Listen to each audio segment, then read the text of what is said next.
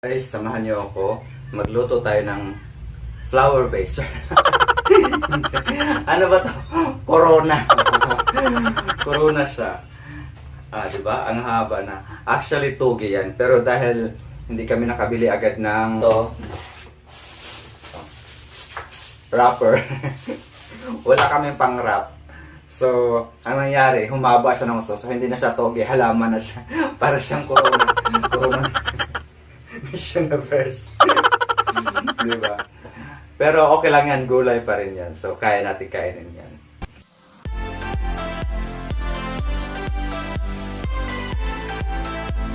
Guys, welcome back to my channel, Nudshan TV. In this video, we're going to cook the lumpiang toge.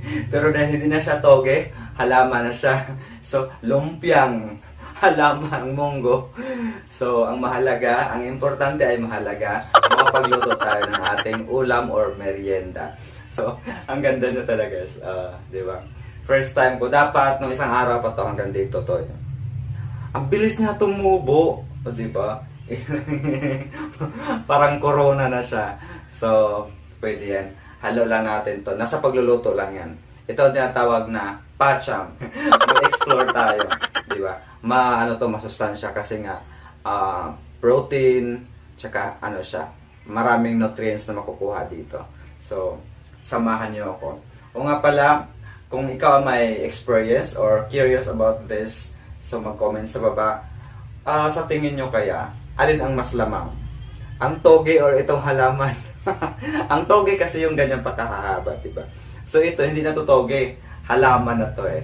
So, why magbuot? Ang musagol, buak, bagol-bagol. Basta, malutong-lutong pa rin yan. Kasi igigisa lang naman natin yan.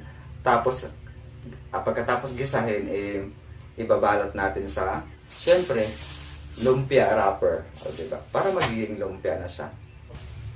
Ang ating mga sangkap, guys, syempre, hindi mawawala ang ating corona. Ating togeng halaman. Hindi na siya toge. Munggong halaman. Ating repolyo. At syempre, dahil wala tayong giniling, ito na lang muna. Diba?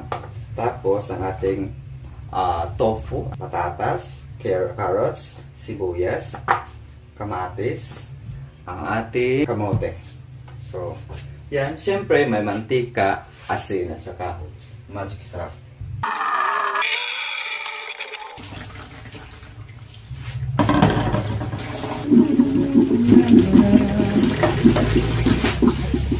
Hugasan na to, guys, para mawala ang apong ang binabad.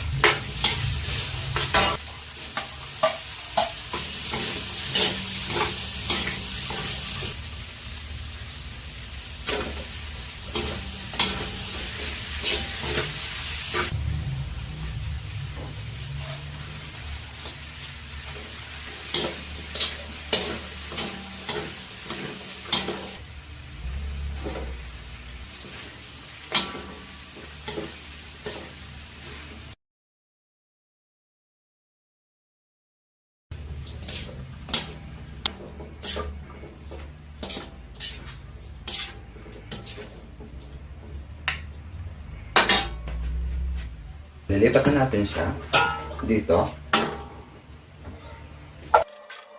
It's ballot time. Ballot time, first time.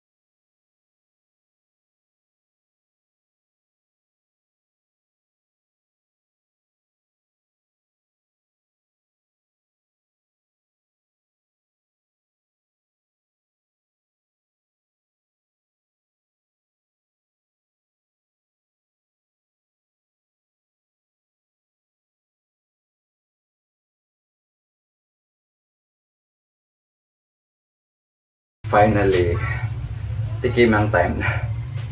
Matrabaho pala to. First time ko nagluto nito. So this is it. Ito yung sausawan natin. Ano lang yan.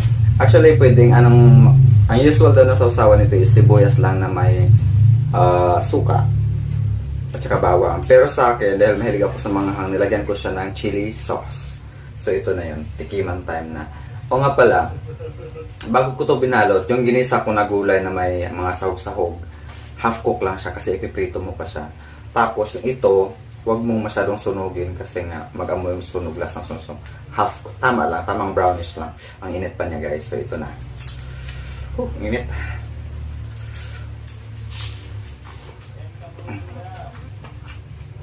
Sarap. Sarap. Crispy siya. Hindi siya sunog, hindi rin hilaw. So, tama lang talaga siya. In fairness, first time kong gumawa nito. Hindi ko akalain na masyadong matrabaho pero sulit naman. Masarap siya, masarap sa feeling.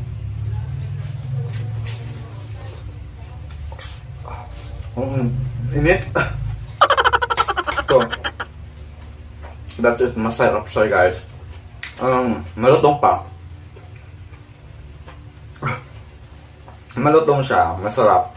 Tama lang yung timpla. Sulit. Kaya malalaki yan.